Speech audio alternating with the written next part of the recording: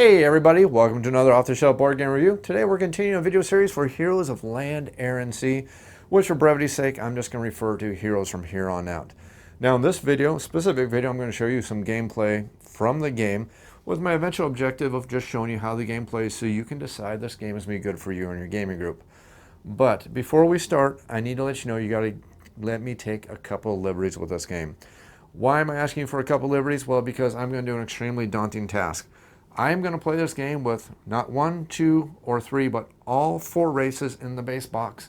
Not only that, I'm going to play with one of the races as an artificial intelligence. What does that mean? Well, every single race in this game comes with 24 different special powers.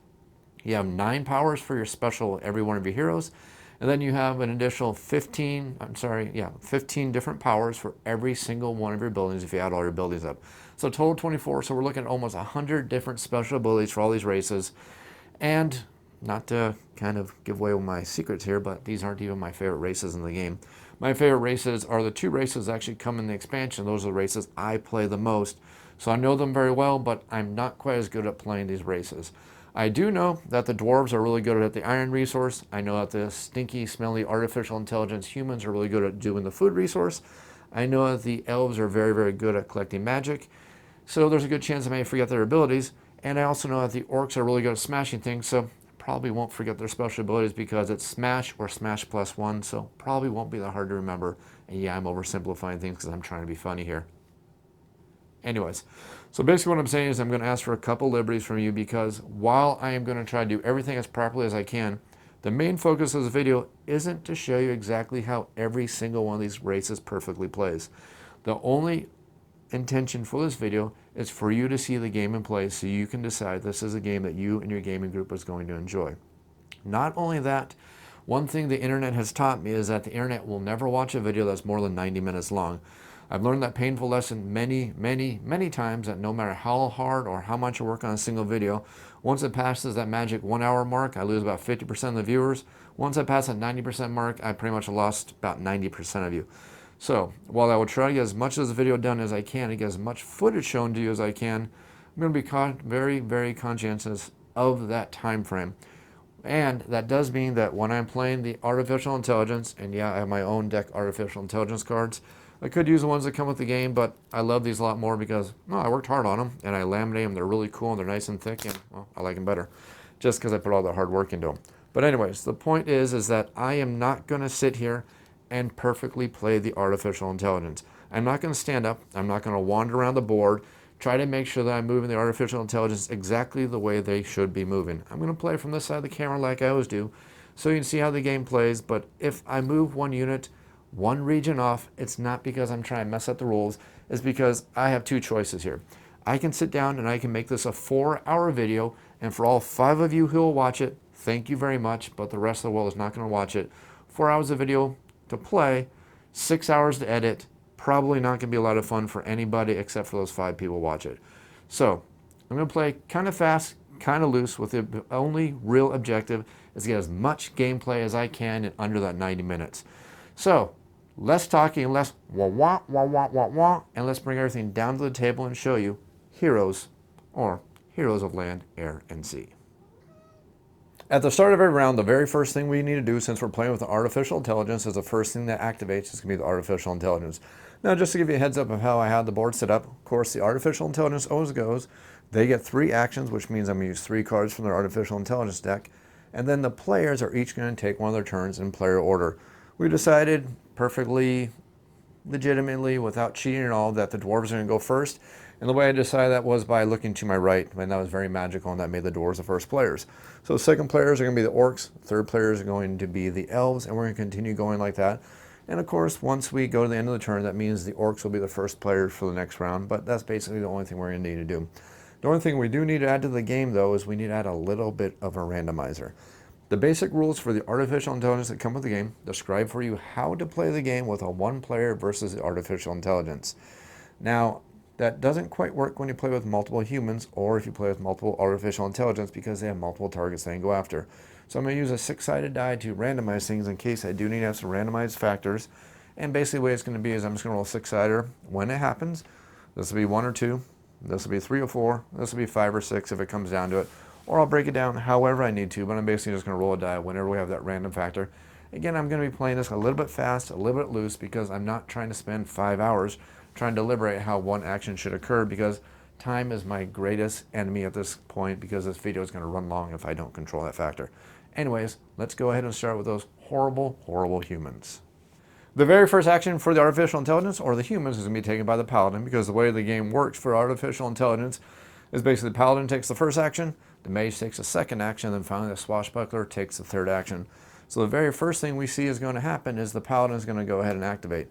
And they're going to take the build action. Now what this says is that they're going to take a capital city tract activation right at the start of the game, as long as they can afford to do so, and they can actually afford to do so at the start of the game. But the way this works is we are simply going to upgrade their capital city. If their capital city ever gets all the way to the end here, they are going to trigger the end game, because that's effectively like them bringing about the end game, like a player would be able to do if they would build all 3 of their towers. So basically, we're going to look at this card, and we're going to pay them, or they're going to pay to upgrade their capital city. That costs them 2 iron ore at the start of the game, so they'll go down from 3 to 1, because these dirty cheaters get to start with 3 of every resource, while the rest of us, poor lowly people, get to start with 2 of every resource. Like I said, dirty, filthy humans. Anyway, so the paladin is going to build. They have now built the very first level of their city. It's not quite a level 2 city yet. That won't happen until we get to this point right here, but we do know that they have built their level 2 city. The strength and value of their city has gone up, and they've actually gained a little bit of extra power for their city.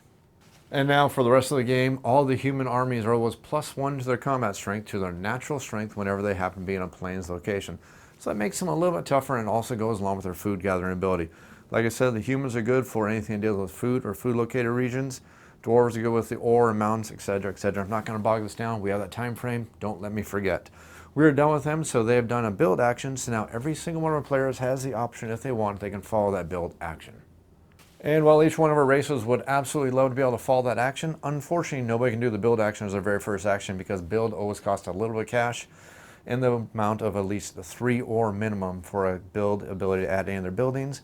Or they can try to upgrade the city, but again, we can't afford to do that. Basically, we can't follow it, so I'm not even going to spend time even deliberating over it. That's the end of the human player's turn. We're now going to move over to the dwarf player, who needs to figure out what their first action is going to be on their turn. For the dwarves action, they're actually going to take the move action. We'll select the move action. This is a command action, which means only we can muster. Nobody else can follow this action. We're going to take the move action, and we're going to take both of our little serfs here, and I may occasionally refer to them peons. Not because I spent a whole bunch of my youth playing World of Warcraft, or I'm sorry, regular Warcraft 1, 2, or 3, or StarCraft, or anything like that. It has nothing to do with that if I ever call them peons. No, really. So we have a movement of 2 with these guys. We have done a move action. We're going to move 1 and 2. Now remember, whenever we do a move action in this game, whatever location we end up in is the one that we collect the little disc from. We don't even get to see what the swamp is, even though we did move through it. So we've entered our action. We must now resolve this, and we're going to see if there's actually been a portal added to the world. Now, with our luck, the other portal is going to be connected to the humans. Great. Anyways, that's the end for the dwarves' turn, unless they want to follow, which they can't because they moved both other serfs. Their turn is over. We now get to go over to the orcs' turn. The orcs for their turn are also going to take a move action. They're going to take a simple move action, and they're going to take 1 of their warriors and then 1 of their peons, and they're going to march 1 space. They're going to go ahead and march 2 spaces. They do have enough movement points for this. They will end their turn in this swamp. Now, every single swamp has 2 of these little secret hidden locations on it. We must resolve them 1 at a time completely, which means that if both of our guys die before we resolve the second one, we don't get to see what it is. So we will resolve the first one, and that we will see that we will get a knight. The knight will charge us 1 ore resource to go ahead and join us, and then they will give us a warrior. We'll add that warrior onto our board, and we'll be very happy with that decision. This is resolved. We'll go ahead and take out the board. Next one to go is we will find an earthquake, which will force us to move to another location. Well, I'm not going to say I'm going to abuse the heck out of this, but yeah, I'm going to abuse the heck out of that. We will move from there, and we will move over to the swamp, and maybe we'll get some extra resources. So, well, we'll get extra resources. We will get 1 point of magic, and we'll get 1 point of iron ore. That's nicely resolved. I'm kind of happy with that. And then finally, we'll get 1 more point of magic. So the orcs are going to do a nice little happy dance because they managed to clear out a lot of the board. And not only that, we're going to go ahead and decide that we will muster that action, and we're going to take a march action, and we're going to go ahead and leave the capital city, and we get to move up to 3 spaces with our warrior and figure out where the heck we want to go. Well, we're warlike, so we're going to start encroaching on the dwarves. Why? Because orcs hate dwarves. Read any bit of fiction, I'll tell you that dwarves just naturally are enemies of orcs. So we'll move 1. We'll move 2. Land in the space. We will reveal, and that will give us 1 more magic.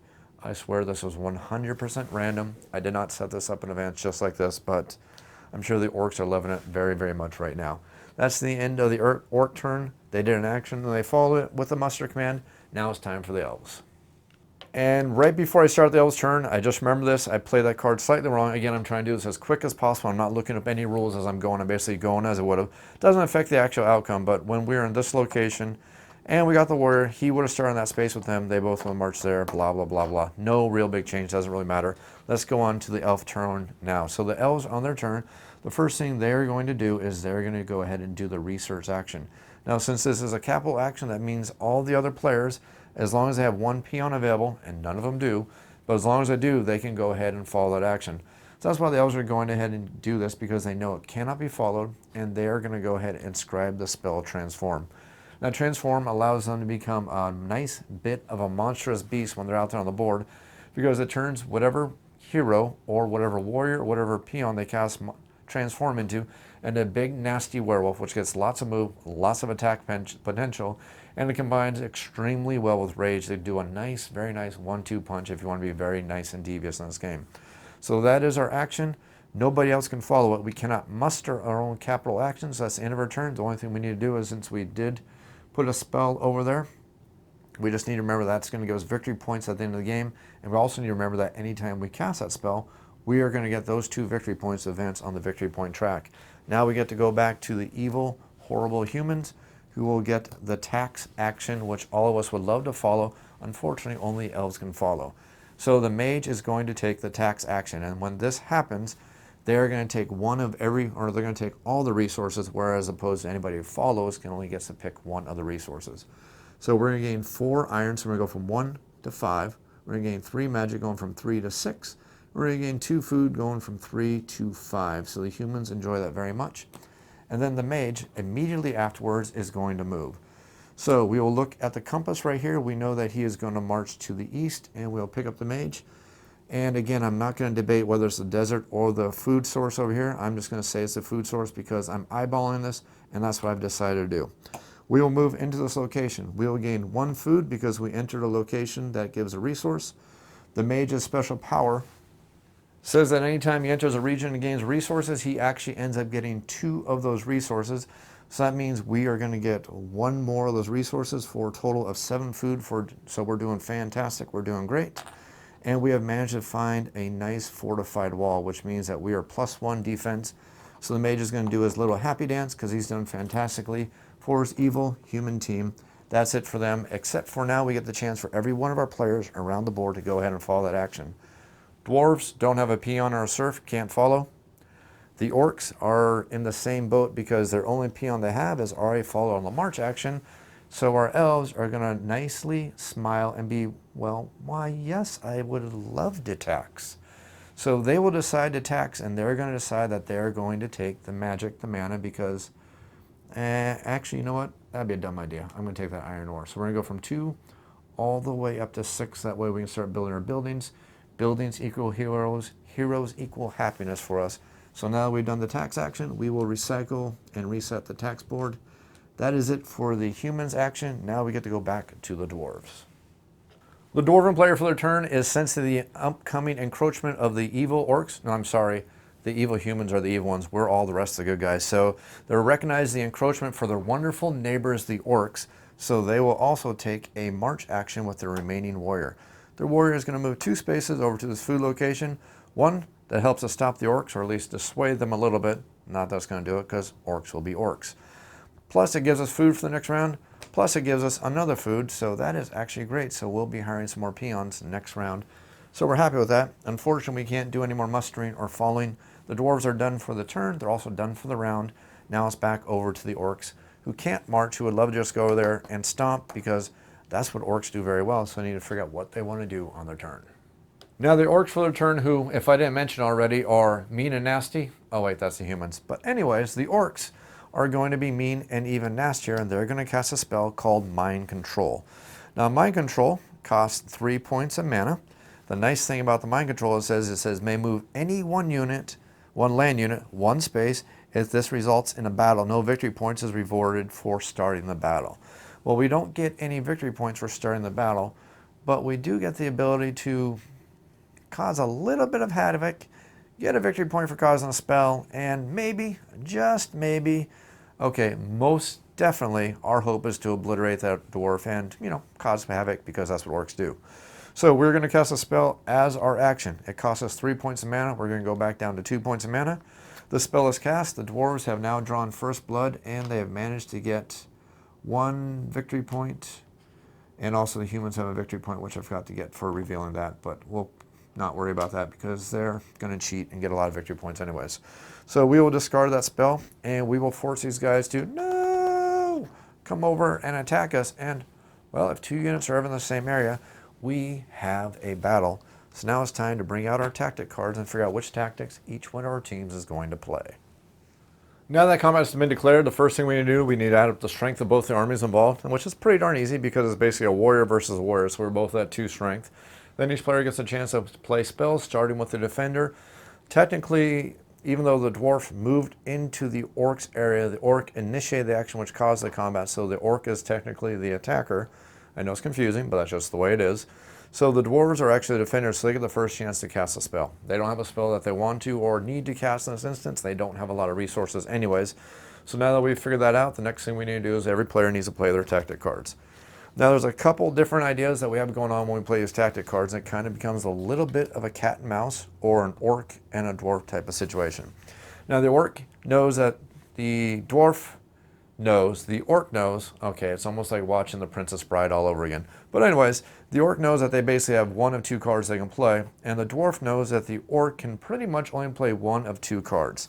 So the trick is it worth playing that 1 card and paying all those resources just to make that happen, or is it better for something else to happen and figure out what they want to do, because they know they can't really lose victory points or lose units, and they really don't want to be over here yet anyways. So that's where you get the mind game. But the answer to the mind game is we are going to play conscripts for the dwarves, and then the dwarves are going to play first strike. No, actually they're going to just retreat. Like I said, we could have played first strike, but we didn't really care because we were pretty sure the orcs were going to play conscripts, which means retreat only costs us 2 food instead of having to waste 4 resources, which are very valuable. We did not want to do that. And we're not going to lose victory points because the orcs played conscripts. So the orcs will play their conscripts card.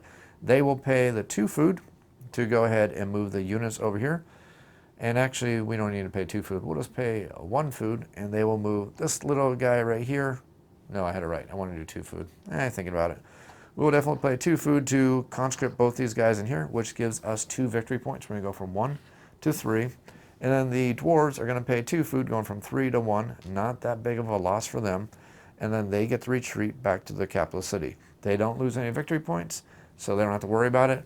All they did was give the orc 1 victory point, or 2 victory points, but he had to spend resources. So it's kind of wash, maybe not, but that's the decision the dwarves made. That's the end of the combat. That's the end of the orcs' turn. Now back to the elves. The elves for their turn, realizing that they have some very warlike neighbors, well, okay, everybody in this game is warlike, but, it's kind of nice to say it anyways, are going to do a march action, and they will march their warrior and their little peon over here, and they're going to send them 2 spaces over here to this location with food. The reason why we want to do that is just in case the orcs decide to come this way, or just in case the humans decide to come this way. We will reveal, and we will get 1 food, which is perfect for us, because that's exactly what we wanted, is 3 food going the next turn, because then we can go ahead and recruit 2 peons for 1 action. Finally, it is now time for the humans to go, and they will reveal the build action, which is going to be a tower or a vessel that they will build. Now, whenever we do this build action, we see that we're going to try to build in order. First, they'll try to build a tower, which we cannot do because they do not have any peons out on the board. There you go, calling them peons again. Okay, any serfs out there on the board. Next thing they're going to do is they're going to try to build the air vessel, and then they're going to try to build the sea vessel. If they cannot do any of those 3 things, then that just means that the swashbuckler herself is going to carry on. Well, we don't have to worry about this at all because of a very nice power of the swashbuckler. Even if the humans didn't have the resources, the swashbuckler has a nice power right over here to build the galley for free, although the galley is a 3rd action, so the first one we're going to look for is going to be for the sea vessel, for the air vessel. So they will actually build the airship first, and that costs them 2 food, and that also costs them 2 magic. So they go from 7 to 5, and from 6 down to 4. And now they have built their airship, which we'll put on top of the capital city simply because it looks really, really cool. That's the last action for the human player. There is no ability for anybody to follow because nobody has any serfs. That's going to end the round. Now we get to go ahead and collect all the resources, which I'll do very, very quickly. So the first thing we know is that starting with the humans, and normally when you play the game, everybody gains all the resources at the same time. But I'm going to do it one at a time just so you can see exactly how it works. So starting with the human player, we know they are in a food gaining resource region, so they're going to gain only one resource only. Now remember, the mage's powers, when they enter the region, they gain 2 resources. When they're just still in the region gaining resources, there's only 1 resource for them at all. So next we're going to move up to the dwarves. The dwarves control one area, it's a mountain space, so they get 1 for controlling it, plus for each one of the serfs they have in that area is going to be an additional 2. So they will gain 3 mountains, going from 2 all the way up to 5 for them. So now they have 5 for having this location on the iron, which allows them to build buildings next turn, so they're kind of happy.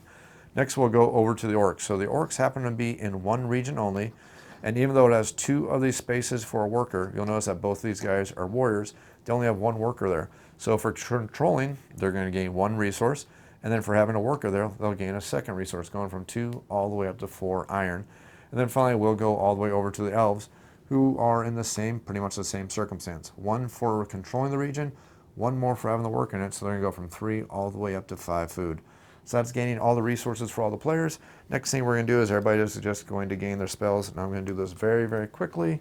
I'll look at the spells later when I have time, when it's important to do so. Right now I just want to get this done very, very quickly. That's the gaining of all the resources for all of our players. So the only thing left is for all of us to reset our boards. And the first turn order marker is going to move over to the next player. Once everything has been reset for all of our players, we can go ahead and start the next round of the game and figure out exactly what's going to happen for all of the players. Now before we start the next round, we know that the orc player and the elf player actually only have 1 spell in their library for them, so they're A-okay, but the dwarf now actually has 2 spells in their spell library, so they need to figure out which one of these spells they're going to discard. We have the grow, which allows us to double tap one of these locations for extra resources, and we have the summon, which allows us to bring out an extra serf into a region. Well, I'm going to take this spell because I always have a lot more fun with that for the nice surprise element of being able to summon a serf anywhere you want at any time. It's kind of a nice little bit of a surprise element. So that'll be the spell for them. So let's go ahead and start round 2 of the game, starting with the paladin. And the first thing the paladin is going to do, who is still inside the capital city, is they're going to do the recruit action. The nice thing about this is the 2 players who still have a serf left can actually follow. The dwarf is kind of out of luck on this, but let's see what exactly is going to happen for the human player. We're going to recruit in order, and this is the paladin who's doing this recruiting. So the first thing they're going to do is recruit the air vessel, which cannot happen. So the next thing they're going to try to do is they're going to try to recruit the sea vessel. Now the sea vessel, they're not the swashbuckler, so they do have to pay the cost. The sea vessel costs 2 iron, which is going to go from 5 down to 3, and 2 food, so it's going to go from 6 to 4. And now they've brought their sea vessel out, which is currently docked at this location right there. That is it for that action. This action succeeds because they were able to do that. That is the paladin's action for the turn, and now every one of our players gets the chance to follow on that action. Dwarves can't do it, but the orcs are going to go ahead and definitely follow that action. And by orcs, I meant elves because I forgot the orcs are completely out of food, so they're not going to follow that action at all. So the elves will use their peon. They will spend 3 food to go from 5 all the way down to 2 food, and they're going to add 2 more peons, or I'm sorry, serfs to their empire. That's it for the follow action. The humans have gone. Now the player order has rotated, so the next player in player order is actually going to be the orcs. The orcs for their turn have a couple different options they can do right now at this point. We can play extremely aggressively, which is going to give us a couple victory points, but it's also going to strip mine all of our resources, which is going to basically leave us, well, while we'll be a few points ahead, we'll be way behind in the resource game. That's one game you don't want to be behind in Heroes of Land, Air, and Sea, because it becomes very hard to catch up if you don't have the resources to do what you need to do in the game. So by that I mean we could be very orky and stomp on the dwarves. Not going to do that because you look, we see we have hardly any food. We have a little bit of iron, we have a little bit of magic, but that's just about it. So it's better for us to try to gain some resources, and the most important resource we want right now is food. So there's 2 locations on the board where we can get food. This is a better one because we can double farm it if it comes to that point, and we can also build a tower if it gets to that point, and surprise, surprise, that's what we want to do. So the first thing we will do is we will do the march action. This little guy and this guy right here are going to do this nice little march over here. Now, why do we send 2 of our guys? Well, because some of these tokens could be monsters. Monsters require at least 3 strength to defeat, so that's 2 plus 1 is 3. If I send him alone, he could be eaten, and then I'll be even worse straight. So sending both these guys just to be a little safe, leaving him back here so I can collect some more iron resources. So long-winded way of saying, flip it over. We have gotten a barricade. It's actually pretty darn nice. I'm actually happy with that. So I could muster if I wanted to. It doesn't do any good for us because that's not what I want to do at this point. So we're done with the orcs' turn. We now get to move over to the elves' turn. Now the elves for their turn are going to do what they do best, gain magic. Now I know that's not the only way to play the elves, but it's the best way I know how to play the elves. If you wonder why, see the beginning of the video where I explained all this stuff. But anyways, that's a short way of saying we are going to do the build action. The cool thing is everybody else can follow on this action if we really want, so that is kind of a nice thing. So looking at the elves, they're going to do the build action, and they're going to take one of the little serfs, and they're going to build this building right here, which is the Shadow Guild. Shadow Guild means that anytime they enter a forest region, they get magic. Magic is a wonderful thing to have. It costs us 3 iron to do that. We're going to go from 6 all the way down to 3. Not a big deal. We definitely have enough money to do that. So now the rest of our guys who happen to have peons, which is everybody but the dwarves, and the humans don't follow anyways, but now the orcs can follow that action if they want. They can do a build action. And guess what? We want to.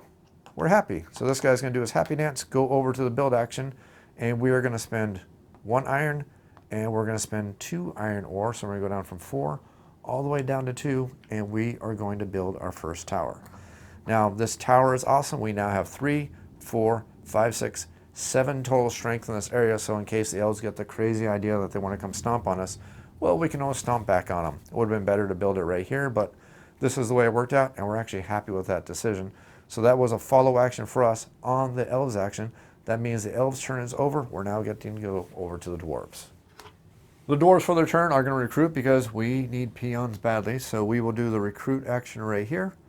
And that is going to cost us 1 food. We would love to have spent more food than that, but unfortunately we can only spend 1 food. We would love to spend 3, but we can't. So that'll get us a peon. That is it for our action. Anybody else who wants to can try to follow in on that action. The only person who possibly could do that is the elf, and they've already taken that action, so it's not going to happen. So now we get to go back to our human team, and the human team, this time it's going to be the mage activating, and the mage is going to attack, and, well, look at that. He can definitely attack. The way the attack action is he's going to target the nearest enemy within 2 spaces of him has strength equal to or less than him. So we see that 1, 2, these poor little dwarves who are already feeling picked on right now are within 2 spaces of the mage. The mage has 3 strength, so that does mean he does have more strength than him. So the mage is going to go 1, gaining this token, which is going to be another victory point for the horrible, evil humans. The mage is also going to gain 2 mana for entering a region, because that is his special power, so he's going to go from 4 to 6. And then he is going to move into this region. Now, he does not get these resources from this region unless he defeats these poor little dwarves over here who are shaking in the boots right now because we realize we don't have a lot of mana, but we do have lots of iron, so it's not going to be too terrible of a deal for us. So if the mage wins, he's going to gain 2 more resources from being in this area. But let's ignore that aspect for a minute because now we need to have a fight and go into a combat where the dwarf player needs to figure out exactly what tactic cards they want to play versus the human, knowing that the human only has 3 tactic cards left in his hand. He's used the 8, he's used the 5, he's used the 2, he's used the 7, and the 1. So that basically means that this is a 3, a 4, or a 5 strength card left in here. Let's hope it's the 3 and not the 5, and let's figure out which kind of cards we're going to play to defend ourselves. Now, the Dwarven player is in a little bit of a pickle at this point for the simple reason that there's not a lot of cards the Dwarven player can play. Now, there's a lot of cards we could afford to play, but unfortunately we can't play them because we don't have any warriors. We would love to play Barricade because Defender gets a play that gives us lots of things, and we definitely have the Iron Ore to pay for it, so that's great. Except we cannot do it if there's serfs in our army. We can't do Siege because that's for our tower carriers. We could do Fight, but then we're just going to lose anyways, and, well, we'd only lose one of those guys who would go back, but I guess that's an option for us.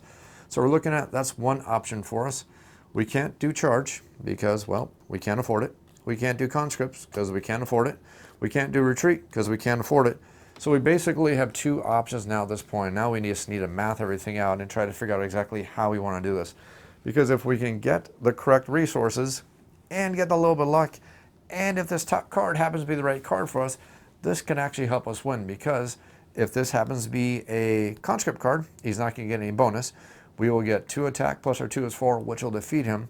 So we're basically gambling that we can take him out with this card, or we run away and lose one of our units. That's basically what we need to figure out. Do we risk it or not?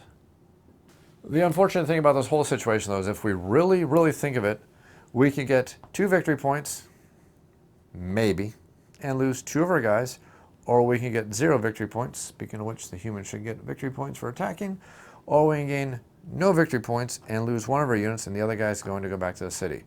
So how badly do we want to do this? Well, life is a series of gambles. So let's go ahead and gamble a little bit, and we are going to choose the first strike action. So we will choose first strike, and we're not going to get lucky enough. But hey, that's okay. We tried. So actually, no, this is actually perfect. That is exactly what we wanted. We got exactly what we wanted, so we can do our little happy dance. But before we do anything, we must pay for this card. So it costs us 4 mana. We have 2 left, so that'll bring us down to exactly 0 mana. Then we must sacrifice 2 of our units to pay the additional points, because each one of these guys has 1 strength. But before they're sacrificed, they still count towards the total strength of the card. So this card says cancels conscripts. We know the human player is playing this card as conscript, so he does not get the +3 attack from this card. So again, we get to do our happy dance. So our total combat strength is versus his 3 strength of 1, 2, 3, 4 total strength, which just barely beats the human player. We would have won a push on a defense, so we just need a 3 or a 4. So we're actually pretty happy. So the human player is sent all the way back to his home in the courtyard, which makes us very happy because that means he's not encroaching our lands anymore. So again, we can do a little bit of a happy dance for that. And sadly, we've lost both of our guys though. But we did win a victory, and we did win 2 victory points for successfully playing that combat card. We're actually happy. Let's go over to the Orc's turn now. The Orc player for their turn, continuing their little bit of aggression, is going to take their second march action. They're going to march these 2 units. This warrior and this serf right here, who's going to follow along right here, go ahead and go sailing. That'll be 1 movement point, and I do believe we have 2 points of movement because we have a peon with us. Sorry, a serf. So we'll go here, and we could stop there, but remember, we need food. So we're going to sidestep, and we will reveal this token. And not only do we get food from this place, we also get food because we are having a heck of a lot of luck as the Orc player. 2 will go to a 3, 0 will go to a 1. This token has been resolved, and we're going to get some more food when we get to the resource actions. That's it for the Orc player. Now we get to go to the Elven player, who has some good moves left over. The Elf player is in actually pretty good shape. I mean, it doesn't look like we're in good shape because the Orc is encroaching on us, but the Orc can't move anymore. We can. So we will activate the march action, and we will take this serf right here, and we'll move into this region. Now, a nice thing is about our special power about our building we built is that anytime a serf enters a forest region, we gain 1 point of magic. Now, magic is great because if we get this transform ability, these Orcs are going to die very, very badly. So let's go ahead and reveal this, and we will get the brambles. Brambles suck. That basically means if we want to move this unit out of this region, we need to pay 1 extra food. Well, we don't really want to move them out of that region because we want the mana for that to cast these nice, wonderful spells. So we're A-okay with that. So our turn is over for the elves. We now get to move over to the dwarves. The dwarf for their turn actually has a couple different options. Some can easily pan out, but some are a little bit more of a gamble. The first thing we can do is we can build one of our buildings, which will give us extra resources, which is definitely a good thing, or make it so all of our future buildings cost a lot less, which is good because we are eventually going to need to start building these buildings. So our first option here is we could get this building, knowing that all future buildings are going to be a heck of a lot cheaper. The problem is we have no mana and we have no food. Food is needed for these serfs. If we don't get these serfs out there, we are not going to get resources at all. So that pretty much lets us know exactly what we need to do. We're going to do a march action. And this guy, even though I put him here just to be cool, it's actually in my capital city. We will do a march action to go 1 space and go 2 spaces. That'll be at least 2 food for us and 1 ore, which actually makes us kind of happy. So that ends our turn for the Dwarven player. We now get to go to the human player. Still 2 cards left, and the Swashbuckler decides that they are going to do the research action, which hurts. The research action for the AI means that the AI is going to cast one of their nasty, mean little spells. And since this is actually being activated by the Swashbuckler, that means that the Swashbuckler is going to be casting their Plunder spell. Costs them 0 mana, so they can definitely do it. It gives them 2 victory points, so we're going to go from 3 all the way up to 5 victory points. Now you know why I call them the nasty, horrible humans, because they're cheating already. So they're going to plunder one of our other 3 players. Now, like I said earlier, we're going to need a little bit of a random to do this. So I'm going to roll this die. If I get a, oh, first player's over here and I forgot I moved it. So 1, 2, 3, 4, 5, 6. Let's see what random decides to give us today. The dwarves are hating life right now. So the dwarves are going to lose 1 resource. Well, there's only 1 resource they can actually lose, so it's not that terrible. We're going to go from 6 down to 5. They've been hit by the horrible plunder of the humans, and I guess the dwarves are going to be out for revenge versus the humans very, very quickly. That ends our turn, and now we get to go ahead and go to the end phase, and we gain our resources. Now the human player is not going to gain any resources because they don't have any units anywhere out on the board. The dwarven player is going to gain 2 food, 1 for being in that area, 1 for controlling, so it's going to move them all the way up to 2 food. The orcish player is going to gain 1 mountain. They cannot actually mine that because this is a warrior.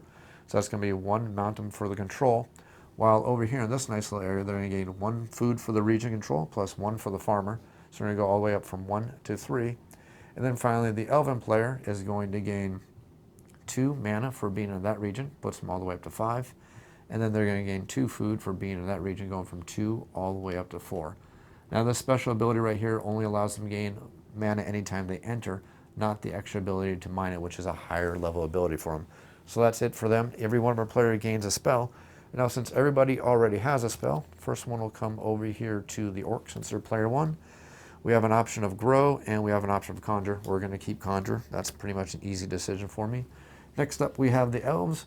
They will have a choice between halt spell or earthquake. Halt spell is an interrupt. It's kind of nice. That could save us from these horrible humans who are being extra nasty. But earthquake allows us to kill those orcs who are over there. But we're going to werewolf those orcs, so we're not too worried about it. But earthquake gives us more victory points. That's actually a tough call. I think we're going to keep halt spell because it's a nice little ace up our sleeve.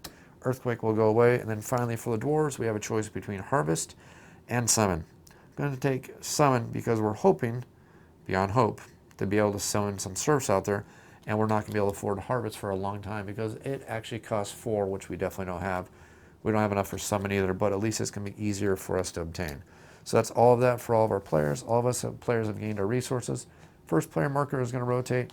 We'll go ahead and reset all the boards for all of our players, which is going to be pretty easy this early in the game because not a lot of people have serfs.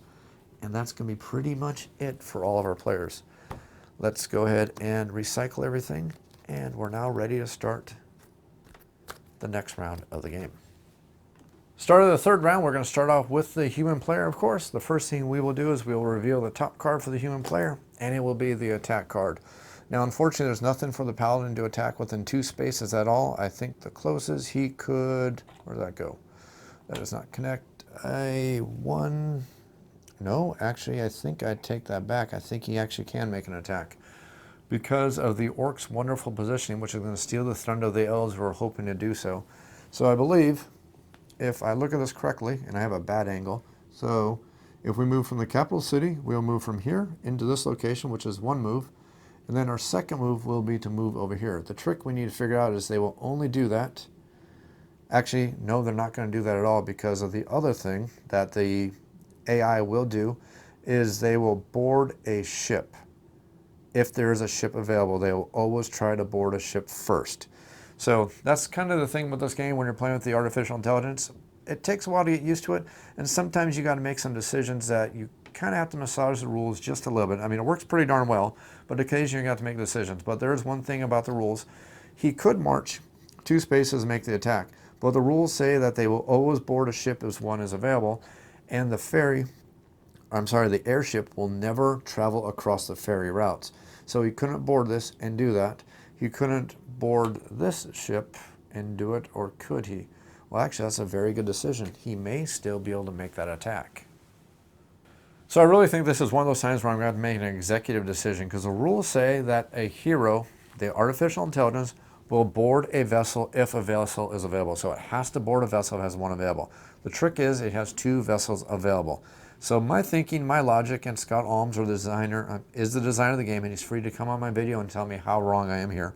But my understanding of the rules here is that it will always try its best to follow any one of its AI cards before it does anything else. So if the paladin gets on the airship, it cannot follow the logic of this card. But if it gets aboard the ship, it can follow the logic of the card because it does not cost the ships at all or the sea vessel any movement to go from the shore to a sea region. So I could, counting it out, I could move one space here, gaining a victory point. Actually,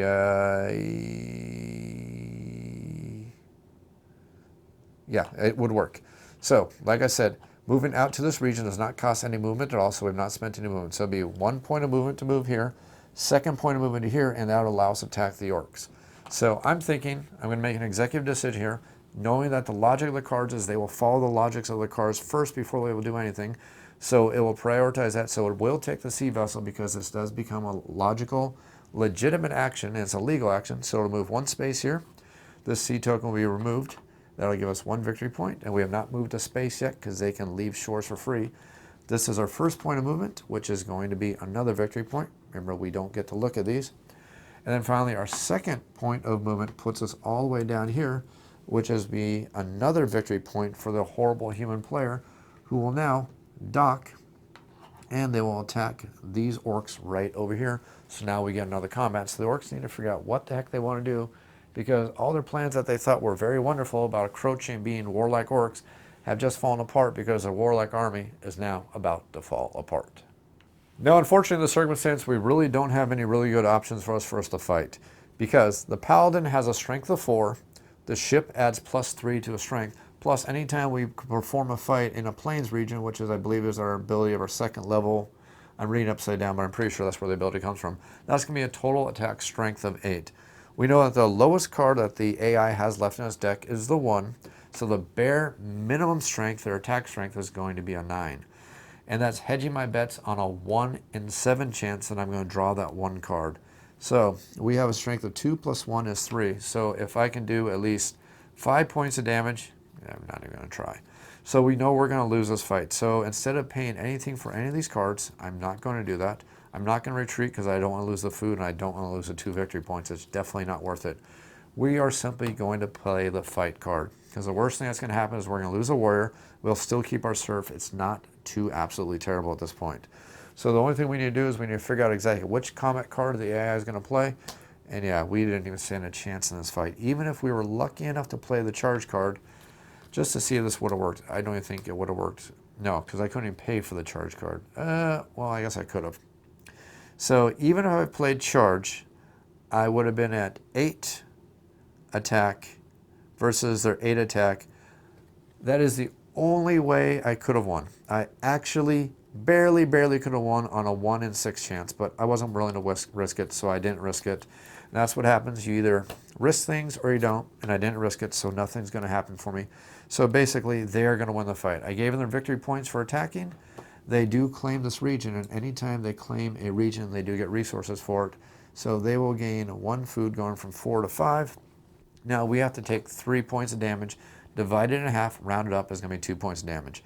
So I'll apply both those points of damage to our warrior, who will be removed, and our serf gets to cry all the way back home into our capital city.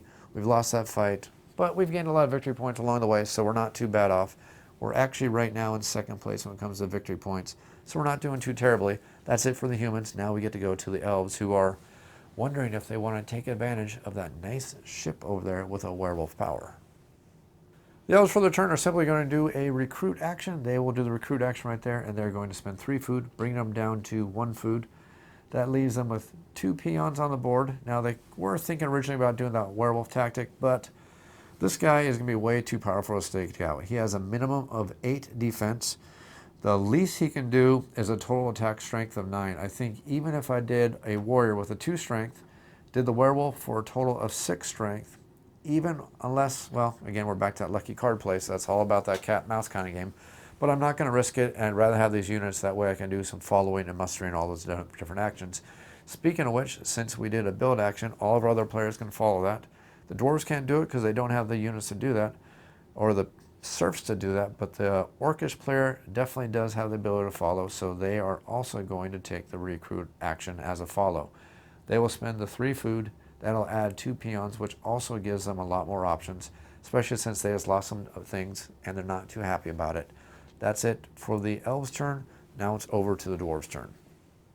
The elves for their turn, they're pretty hurting for resources, so we're simply going to move, and hopefully the luck is going to be on our side. We will take our warrior, and we will move 2 spaces over here to the swamp. We will reveal the first thing, which will be a wizard's tower, which allows us to spend 1 mana. We don't have it, so don't even need to worry about it. I can completely ignore that.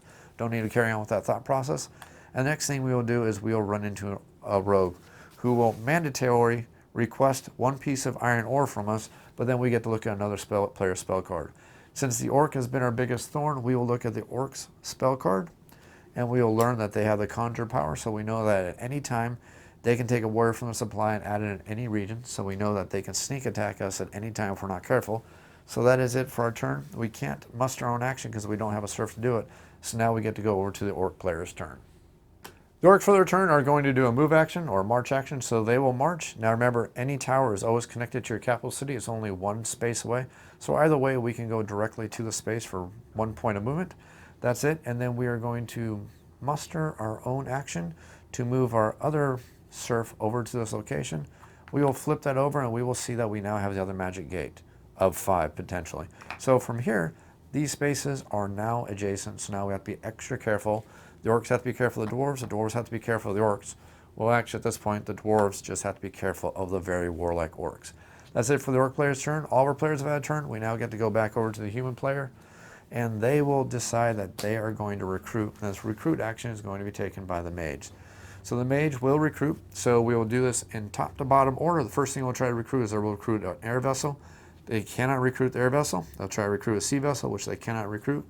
So the next thing they're going to recruit is they're going to recruit a warrior. Warrior costs 2 food. That'll make them go from 5 all the way down to 3. That will allow them to add a warrior onto their capital city. That's their action. And since that's a recruit action, anybody who has a serf can actually follow that action if they hadn't already taken the action or if they happen to have a serf available. So that's not going to happen. So now we get to go back to the elves' turn. The elf player for their turn, they are also going to move. They're going to take the march action and they're going to pick up this army right here. They're going to move through the space, not stopping on, but remember every time they move through a space, they get 1 point of magic. And then for their second point of movement, they will move over into the swamp right here. We'll flip over the top token and we'll see that this is an earthquake. So we don't even get to reveal that action because we don't get the chance because the earthquake immediately forces us to leave that region. Now we could go over to the swamp or we could go over here to get the iron ore, which may actually be a really good idea. So we will move over here to the iron ore. We will flip it over. That gives us 1 more point of mana. So we're actually looking pretty good on that aspect. And then we will muster on our own march action. And then we will take this peon right here who will move. They get 2 points of movement. I think what I'm going to do is I will move them right there because I want to have some food available for me for the next round. The dwarves for their turn have 2 options right now. We know we need food badly. We know we need peons because without those serfs, we can't, I keep calling them peons, sorry. Without those serfs, we can't do these follow actions, which is helping all these other players. The problem is if we do a recruit action, we're only going to get 1 of those guys anyways. When there's a better way, if I wait a turn, I can get 2 guys for the same action, which I think is actually the smarter thing to do. So the thing we are going to do is we are going to take a build action. We will take the build action and we are going to build our very first tower also. Now remember, since everybody only has a level 1 capital city, everybody's only allowed to have 1 tower at this time. Now this tower is going to cost us 2 points of ore. We'll go down to 2, but it's also going to be worth 2 victory points for us at the end of the game. So we're actually A-okay with that. And not only that, this is going to give us the extra food we really need to start developing those resources. That's it for the dwarves. Now we get to go back to the orcs who still have 1 action left over. They can't follow the build action, but I forgot that the elves actually can follow that build action. And don't think we can do that because if we did that, would we be able to... Oh, we can build our tower because we haven't done that yet. So I actually will follow that. We will follow that action of the dwarves and we will build our first tower. So we're going to go down from 3 all the way down to 2. Because we want to build our tower right here. Now we could build our tower right here, but then there's a good chance that the human player is just going to go ahead and obliterate it anyways. Although that would put 3 plus 1 is 4. So if we did build it there, they're forced to attack here anyway. So we're basically trying to figure out if the human's going to come here to attack us, since that's the weaker, or if they're going to go here to attack us, since that is the weaker. So that's basically what we are trying to figure out this time. So Either way, I'm spending the 2 ore and we'll build our tower over here because at least that way we can defend ourselves from any encroachment from that direction. So we've built our tower. That's going to give us food resources, which is really good, which we need more than we need that magic. So that's actually a better decision for us. So now all of our players except the orcs have taken their second action. So the orcs for their second action need to figure out exactly what they want to do. The orc player for their turn is actually going to cast their spell. Why? Because they're only allowed to have 1 spell in their library anyways. Might as well not have it burning a hole in our pocket. So we are going to cast Conjure. Now Conjure will give us 1 victory point. It's going to cost us 3 magic to cast it. We're going to go down from 3 all the way down to 0. And what this is going to allow us to do is we're going to take a warrior from our supply and we need to summon him anywhere in any region we want to on the board. It says take a warrior from your supply and place it in any region you want. So the really cool thing, and I'm going to pause for a second here because I just forgot about something. I think I removed a token earlier from the board that actually should not have been removed. I forgot the Mage's Tower actually stays on the board, so let me add that back in because that just dawned on me because I was looking around for it and I realized I removed it stupidly. But let's go back to the orcs action. So anyways, we paid for it and I believe I got my victory points for it. So the only thing we need to do is figure out where we want to do this. Well, we see that the human player is slowly running away at the victory points, which is what the human player does do in the beginning of the game if you let him. And if you're not very careful, every one of these can be potential victory points for him. So let's just sacrifice this orc because we can, and we'll transport him all the way over there. And the first thing we will reveal is a wizard's tower. So let's go ahead and put that wizard's tower right there, and this one will stay in place this time. And the next thing we will reveal is we'll reveal 1 ore and we'll reveal 1 food. And he'll stand in this region right there, which is actually pretty cool for us. And that'll be it for the orc player. That is the second action for the orc player. Only thing left is for the human player to go out there and kill my orc, or, well, it looks like the swashbuckler is going to recruit. So air vessel, sea vessel, then warrior. Only thing left is the warrior, which costs 2 food. So we'll go from 3 down to 1, and they will add 1 warrior into their capital city. That ends this round. Now it's the only thing left to do is gain resources. No resources gained for the human. The dwarf is going to gain 2, 3, 4 food. So that actually works out good for them to go all the way up to 6. Because remember, a tower gives you an additional 2. We control the region, which is a 3rd. Plus we have this guy farming, which makes for 4. He's in a swamp, so it's not going to give us any resources. Over for the orc player, we're going to gain 1 for control, 1 more for farming. So that's going to be 2 mana for us, putting us all the way up to 2 mana. We're going to come over here. We're going to gain 2 for the tower, 1 more for control, which is 3. And then we will gain a 4th one for farming the region. So that's going to be 4 food for us, putting us all the way up to 5. And then this guy controls the region. He can't farm it because he's a warrior, so that'll give us 1 iron ore. And then over to the elves, we will farm. Plus control is going to be 2 iron ore for us. We will farm, so that is 2, 3, 4 food for us. That puts us all the way up to 5 food. And then over here, we're going to gain 1 for the control and 1 for farming. That's going to be a total of 2, bringing us all the way up to 9. They need to start casting spells very, very quickly. That's all the resources for all of our players. We just need to gain spells. Elf first, since they're player number 1. We'll gain Halt spell, which they already have. No good for them. Next up is going to be the dwarves, who will gain Rage. Rage versus Summon. At this point, we need units on the board, so we're going to stick with Summon. Finally, for the Orc, they're going to gain Copy spell. They don't have a spell at all, so they will actually take that spell quite happily. And that's going to be very devious for us to have Copy spell, especially when the Dwarf decides to cast their spell. So that's all the resources gained for all of our players. Everybody's gained all their spells. First player marker moves back up to the Dwarf, so we know that we are now in the 4th round. And we will reset everybody's board. Everybody's going to be ready to go on the next round. And I think we will start round number 4. Top of the round, the humans will start it since they are the artificial intelligence. The first thing that will happen for them is we will draw the top card and we will gain tax, which means they will gain 4 mana, putting them all the way at 10. They will gain 3 food, putting them at 4. And they'll gain 2 iron ore, putting them from 3 all the way up to 5.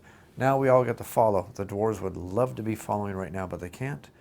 So the orcs are going to follow the tax action, and they will take the 4 magic, going from 2 all the way up to 6. The elves, I think, are going to take the iron ore. It's not as good for them, but they don't need the food as badly, and I'm thinking about upgrading our capital city, because that way we take advantage of our extra spell abilities, which I think is actually a better idea. So it's not quite as good of a return, but that's going to allow us to upgrade our capital city. And of course, the poor dwarves cannot follow, so the tax table is going to adjust. We've adjusted the tax table. We've done that action. And then it says the enemy hero then moves. So this was actually played by the human player, the paladin. This is the paladin's action. So he is going to move now. Now it's not an attack, so he's not going to go after the closest thing on the board. He's instead going to move. And this is going to show that he's going to travel east. So that means we will wrap around the board, because remember, it doesn't cost us any movement to leave the shore. So this is all no movement. Our first point of movement will be a victory point. And then our next point of movement will be another victory point. And then they will go ahead and go onto shore, because that's what they do. So now they're effectively in this territory, which means they're going to gain both of these resources, which is going to be 2 more victory points, putting them at 12 victory points. So the human player is quickly racing up the tree, and they're quickly emptying out the board. So you can see how this game can actually start speeding up, and see how a 4-player game of this can actually only take 2 hours, especially when you don't have some guy yammering over and over and over again explaining why everything is happening exactly the way it is. We're actually getting pretty close to emptying out all the land regions, which will trigger the end game. And I bet at the pace we're going, that's probably going to happen before anybody gets everything fully built. So the dwarf is the first player. They need to figure out exactly what they want to do, because they're falling behind very quickly with only 2 victory points. But then again, the elves have 0. For the dwarves, it's going to be a no-brainer. They are going to recruit, because that is the one thing that is hurting them very badly. They go from 6 down to 3. That will allow them to add 2 serfs onto the board. Now everybody else gets the chance to follow. The orcish player is going to possibly follow that, but we are thinking about doing something else. That's such a tough call at this point. I don't actually think we're going to follow that. I would love to, but I want to build capital cities with both these guys, so we're actually not going to follow. That's going to end the dwarves' turn. We will come over to the orcs' turn. They are going to take the build action, and they are going to build the first level of their or the second level of the capital city. So that costs them 4 ore, 4 magic, 4 food. So they're going to go down to 1 food, 1 ore, 2 magic, and now they have their second level of their city, which means they can now have 2 spells in our library. And if they build their heroes and their buildings and everything else has gone up to level 2. So that means all of their warriors are now +1 to attack. So this guy now has 3 attack, which is a good thing. That also means that if you battle, in every serf in your army is going to, every serf in the enemy's army is going to give you +1 to your attack. And then finally, if you win a battle, you're going to gain extra resources, which is very good. And we also gain some things from the ship and from the airship. So this is definitely a bonus for us having our level 2 building. The elven player, who actually wanted to do the same thing, instead of wasting one of their action discs, they are simply going to follow that action. So that's going to put both these down to 1, and their mana is going to go from 9 all the way down to 5. And they will also get the second level of their city. Now remember, they've already built a building, so now they actually have the second ability that allows them to spend 2 mana to do various things. So now things are looking up for them very, very much. That's it for the dwarves. That was everybody. That's it for the orcs. Now it's the elves' turn.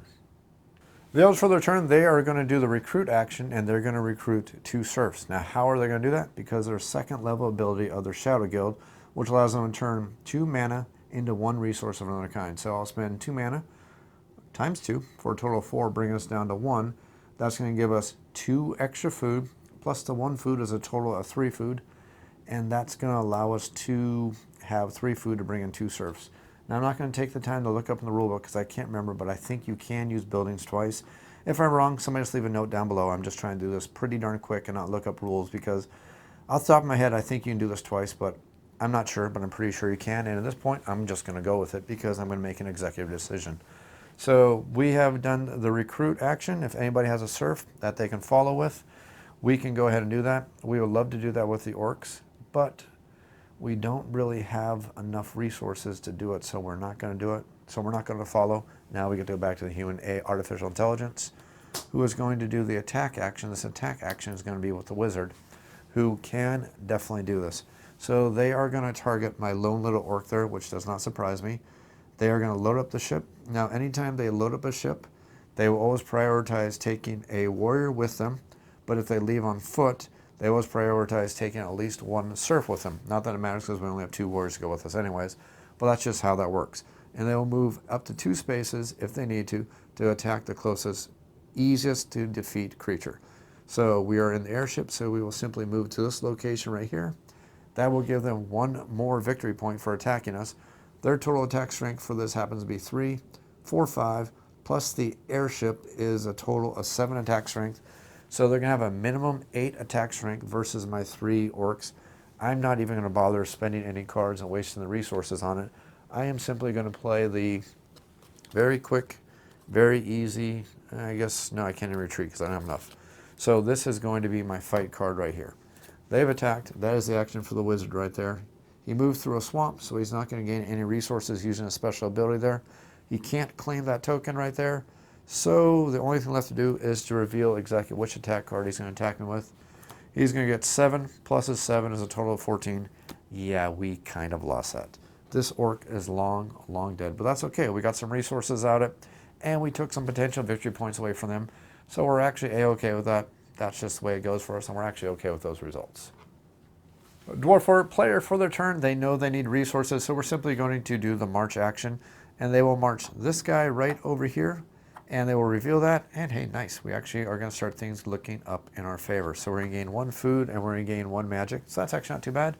And then we will muster our own march action to have this guy move. He's going to leave the capital city, go into this region where he can farm, and that will give us an iron ore. So actually things are starting to look up for the poor dwarves who had kind of a rough start. Their turn is over. We are going to go over to the orcs who need to figure out exactly what they want to do. We do have one guy who can gain us some resources, which is something we are wanting to do. We need food, and we need food, and we need food, so this is going to be an easy decision. We are going to march this one little serf over here. He'll move 1, 2 spaces. We are now in this food region right here. We will reveal somebody who is going to steal an iron ore from us and allow us to look at another player's spell. We'll look over at the elf, who will try to figure out what he's doing. We'll see that they have that halt spell, so we know that they can cancel any spell if we use it against them, or anything like that, so we need to be prepared for that.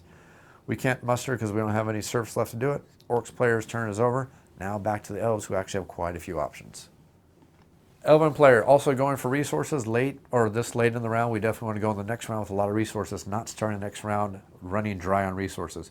So we will take the march action. These 2 guys move 2 spaces into the swamp where there's still 2 tokens left. Flip over the top one. It is a monster. We have at least 3 strength, so hey, victory point for us because we defeated that monster. That's actually okay for us. I'm glad we moved both those guys. Next up, we will get a food and we will get a magic. So we're now at 1, 1, and 2. So that's perfectly good. We're okay with that. Next thing we will do is we will do a muster action on that. We will move through the forest, which is going to give us 1 point of mana. And then we will move into the fields here where we're going to start gaining some food. So that looks even better for us. That's the end of that player's turn. The only thing left to do is for the artificial intelligence to go. Unfortunately, they only have 1 card left, so we can never draw the last card. So we will shuffle up these cards in the discard pile, meaning that there's going to be a limited amount of moves that they can do. Make sure they're all facing the right way. And we will shuffle these up, and then we will figure out exactly what the AI is doing on their turn. So the artificial intelligence is going to research, which means, oh man, the swashbuckler again is going to hammer us. I'm getting so sick and tired of the darn swashbuckler. And I mean that in a very, very nice way. So, 0 cost for that. They will gain 2 victory points. They're starting to really climb this tree. We need to stop them very, very quickly. And they're going to go ahead and drain somebody's resources. So, 1, 2, 3, 4, 5, 6. Roll the dice. 5, 6. The elves are going to decide that, and they will, this is a terrible decision. We will decide that we are just going to lose, well, food, because we're going to produce a lot of food here very, very quickly. So we'll decide to lose the 1 food from being plundered by the horrible swashbuckler. I'm going to get you, swashbuckler. And since the word is steal, they're going to go up, which I think I forgot to do that earlier, and I don't think it really matters at this point, but I think that was an iron ore still from the dwarves. I forgot to go up on that track. Again, give me a little slack here because I'm playing a lot of races. I may make these small little mistakes, but we'll go ahead and get it all figured out. So that is it for this round. All of our players have activated. This is ending the 4th round. We're actually moving along pretty darn quick. We're starting to see that the board is starting to clear up pretty darn quickly. So let's go ahead and gain resources. We're in a swamp. We're not going to gain anything. Still over here in a swamp. Also not going to gain any resources for the human player. Let's hear it for the small victories. So next we're going to go to the dwarf. We are going to farm the space, which is going to give us 2 mana. It's going to go from 1 to 3. We're going to farm this space. That's going to be 2 ore. That's going to go from 3 to 5. We're not collecting any food, which is unfortunate for us, but hey, that's the way it happens sometimes. Over to the orc. He is not a farmer, so he's only going to get 1 ore for that space. We're going to gain 2, 3, 4 food. Puts us at 5. We're going to gain 2 mana for that one. That puts us at 4. And then we're going to gain 2 more food, putting us all the way at 7. So that's actually pretty darn good. We can start getting some more units and get the Berserker, which is what I'm really, really struggling and trying so hard to get, is that dang Berserker. I'm just not doing it quick enough. Next up, we are going to have the Elves. So the Elves are going to gain 2, 3, 4 food. That puts them at 4 for that space. And then we're going to gain 1 for control, 2, 3. So that's going to put us at 7 food. And then we're going to gain 2 magic over here. That puts us all the way at 5. We need to start gaining some ore for the elves. That's all the resources for our players. Let's get the spells starting in player order. Dwarf first is going to get cancel spell. No, we're keeping the spell we got. Next up for the orcs, Earthquake. We're level 2. We can keep it. We will happily keep that because we have a level 2 city. Next up for the elves, we'll get Fireball. Guess what? We're level 2. Ooh, I love Fireball. This could be lots and lots of fun because I can combine Fireball with Werewolf to have a fireballing werewolf just obliterate things. Oh, it's so much fun doing stuff like that. Anyways, I think the elves are going to go start killing some people in a very nice, friendly kind of way. So that is all the spells gained for all of our players. Everybody just needs to reset their boards.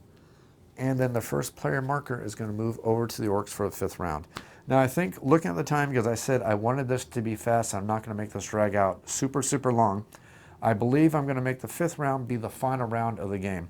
I think you've seen enough of the gameplay to get a kind of idea. The only thing that's going to happen about this is we're going to keep going on until we get cleared out the board or until somebody's city has been destroyed or somebody builds their 3rd castle. I don't think that's going to happen. I think the way this game is going to end is we're going to end the game through the exploration endgame trigger, which means that all these discovery tokens have been taken, because we're pretty much almost at that point right here, right now. I probably can, if I really was sneaky, actually, you know what I'm going to do? I think I'm going to try to force the end game in the 5th round, just so you can actually see how the scoring works in this game. I know it's going to push the time, but what I want to do is make sure that everybody sees a complete game of this game, so it's not going to be the ultimate play and the best play of all, but I think that's what I'm going to do, is try to push the end game here, trigger right now really quick. So everybody is done. We have advanced the trigger. We just need to reset all the resources for all of our players, and then we can go ahead and start the next round. And heck, even with the elves, I might be able to have a little bit of extra fun.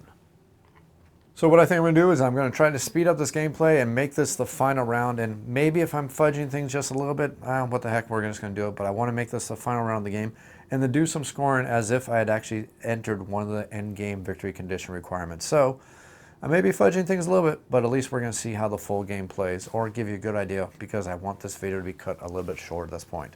So the first thing we're going to happen is for the humans, we know that the paladin is going to go ahead and decide that he's going to build.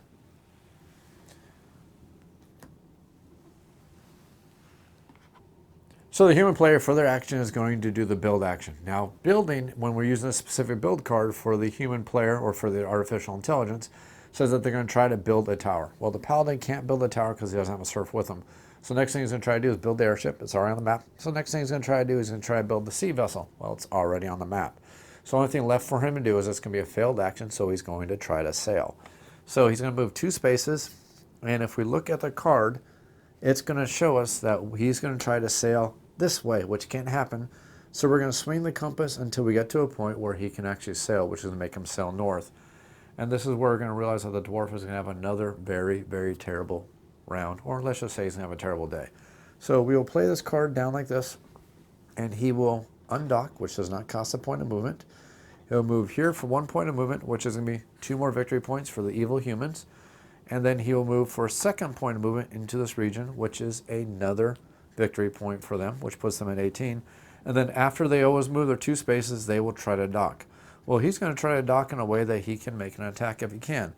This guy has 1 strength. This capital city has a lot more than that. So he's going to prey on the weak like he does because he's a cowardly little coward. And he's going to go ahead and attack the dwarf. So we will attack the dwarf. His attack strength is going to be attack strength of 4. If I don't make sure I don't mess anything up here. It's going to be 4. He does not have a plane space, so he does not get the bonus to his attack. So he has 4 attack, plus the fairy is another 3. So he has a total of 7 attack versus the 1. So normally we would play cards as the Dwarven player, but we're not going to do it. We're basically going to play the fight 0 action, which costs us no resources at all. At least it's going to burn one of his cards. We will be defeated. This guy is totally defeated. He's going to be removed from the board and he will die. And then the human player will stick in that space.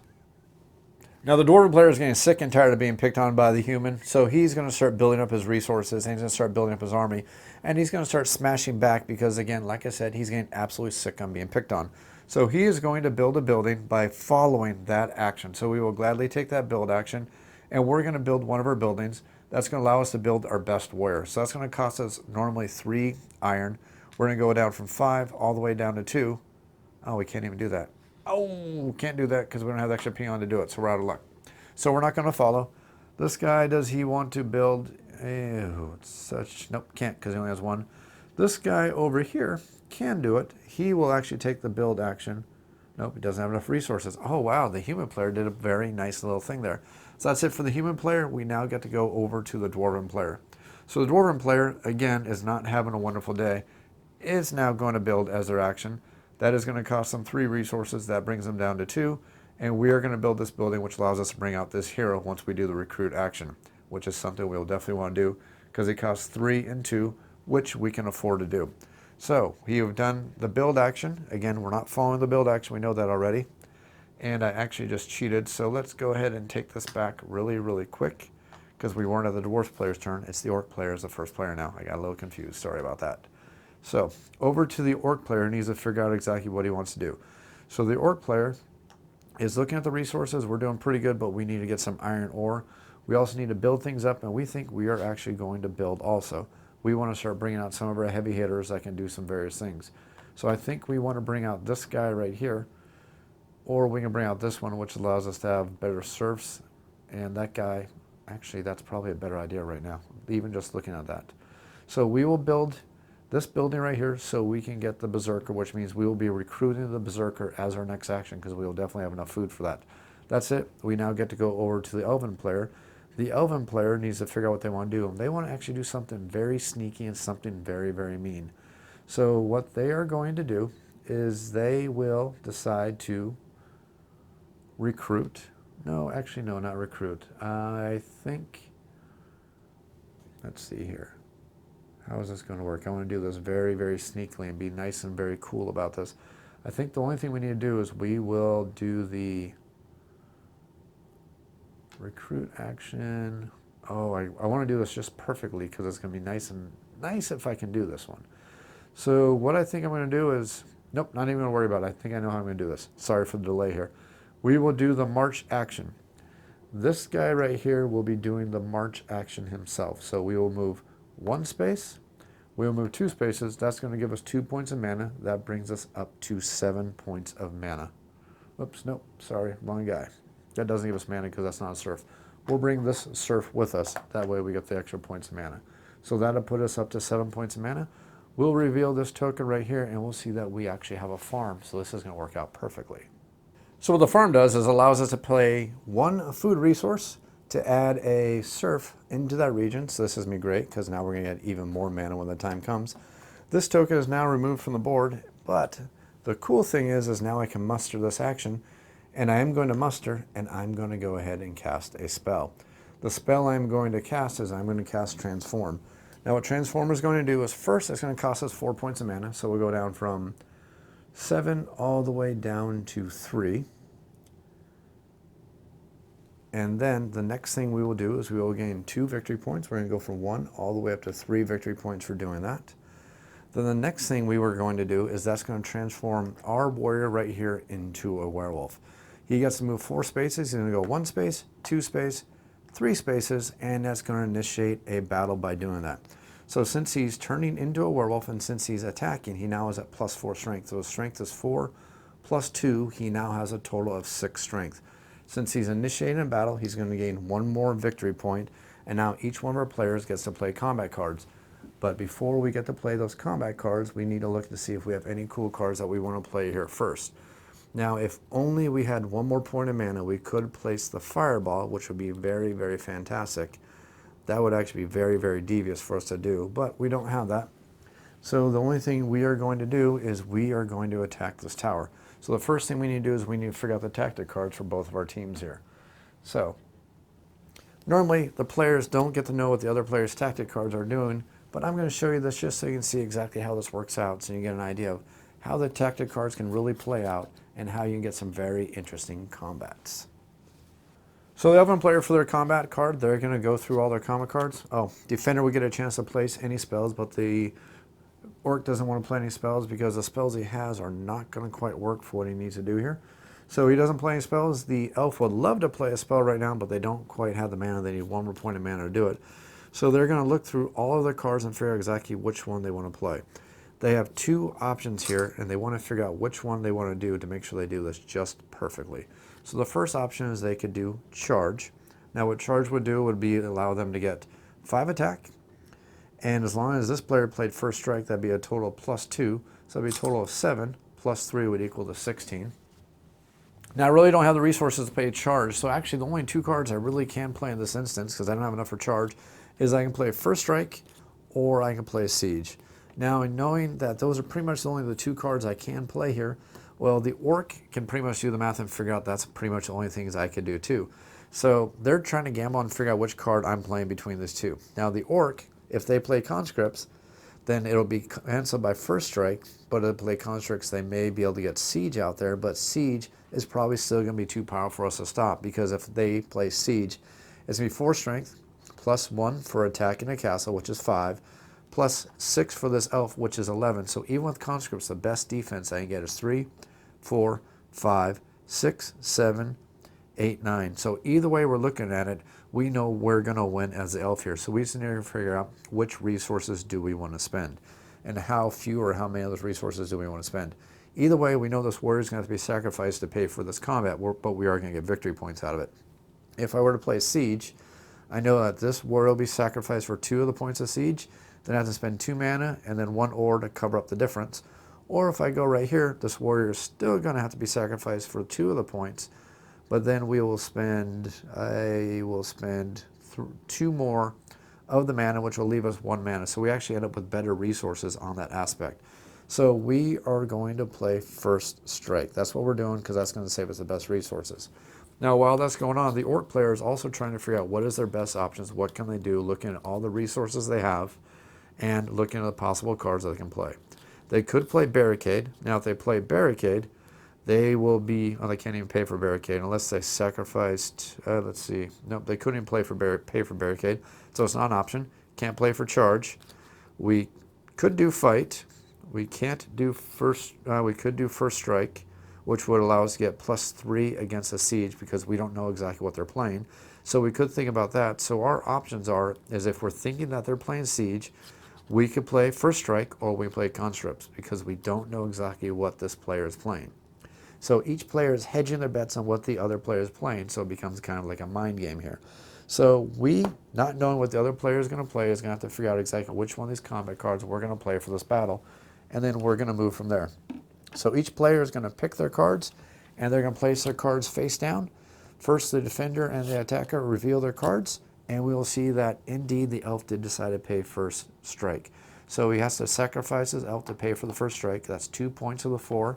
Then we're going to spend 1 and 2 to cover the rest of the points.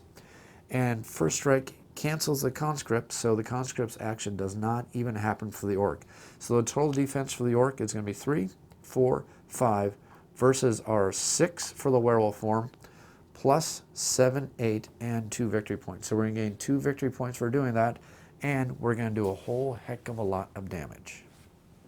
So the First Strike card cancels the Conscripts card, so the Orc player can't even get any victory points out of this as a consolatory prize. So now they just need to take the damage for what's going to happen. So their total battle strength in this fight is 4. That's their natural strength. So divide that in half is 2, and all that must be assigned to the tower first. So this tower will be destroyed, and luckily this serf gets to go back to the town. Now, since this warrior was sacrificed, he will also be defeated. But out of that whole thing, we did manage to get 3 victory points for that fight. And all it did was cost us a spell, and that was actually an additional 2 victory points. So that whole thing right there, just running in and sacrificing 1 little warrior, just gained us 5 victory points and took away a whole bunch of resources from the Orc. So that was very nice. That was very well played. That's the end of the orc's turn. Now we get to go to the dwarf turn, who we know what he's going to do because I made the mistake earlier. We're going to build. That's going to be 3, and then we are going to build, which will allow us to hopefully bring out our warrior. That's the end of the first round for all of our players, or the first action of the round. Now we move back to the artificial intelligence, and this is going to be for the mage who's going to do an attack action. So he's going to look for anybody within 2 spaces that he can successfully attack. Unfortunately, there's nobody he can attack because of the way things are working here. So he will move following the arrow because he's currently on the airship, so he can't move. So that tells him he's going to move south. So he's going to gain 1 victory point for moving south. That puts him all the way up to 19. And then since he can't go south anymore, we're going to follow the compass all the way around, and it's eventually going to swing him back up to here, where unfortunately he'll crash, but he'll quickly recover because he's a mage, and that's what mages do. He has moved those 2 spaces, and he will gain the extra victory point for doing that.